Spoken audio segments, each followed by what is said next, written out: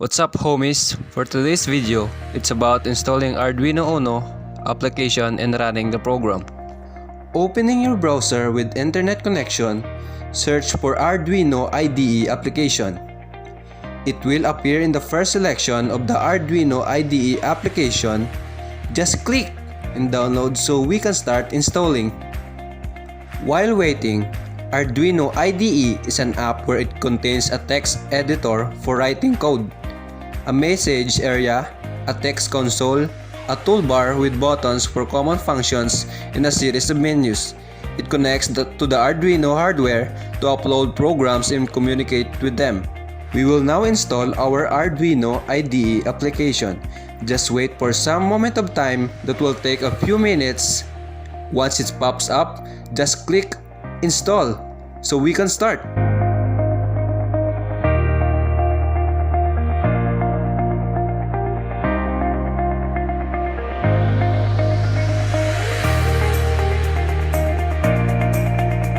After opening the application, we must ensure some things in this app.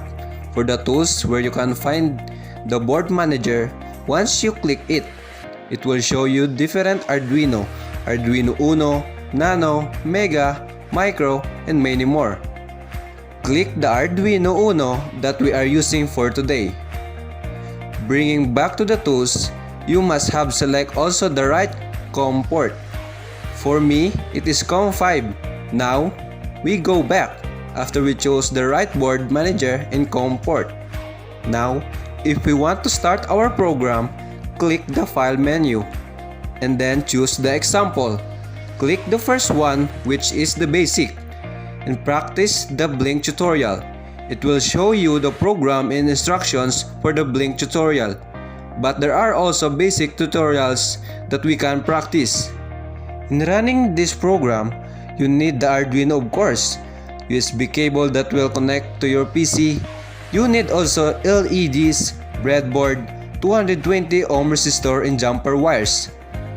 Get the Arduino board and the USB cable. Connect the two and connect it to the PC you are going to use. Next, in the breadboard, we must establish a common ground. Connect the ground pin with the jumper wire to the negative rail of the breadboard. Now, we insert the resistor with legs spaced out to negative rail.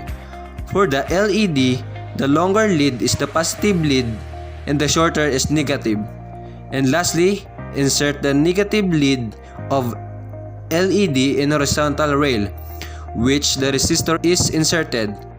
Connect the positive lead to the adjacent rail to complete the circuit.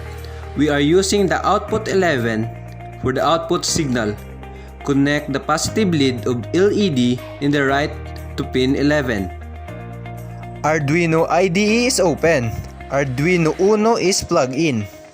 For the Arduino IDE application, you can see now the two parts of it, the void setup and the void loop. For the setup, it is where the command executed one time only. And for the void loop, it is where you allowing your program to change and respond. Use it to actively control the Arduino board. In the program, first, type pin mode, which configures the specified pin to behave either as an input or output with right capitalization. For the parameters, it will be pin 11 will be the output in this setup. Second, for the void loop, we send the signal digital right with right capitalization. For the parameters, it will be pin 11 that we want to turn on, that's set to high, which means 5 volts. Also followed by the delay of 250 milliseconds that makes the lead on. After that, I set up the pin 11 to low where we cut off or make the voltage to 0. And lastly, set the delay to 100 milliseconds that makes the lead off by 100 milliseconds. After finishing the code, click the arrow pointing in right, namely upload, and you will see if there is an error or not. The program will automatically run.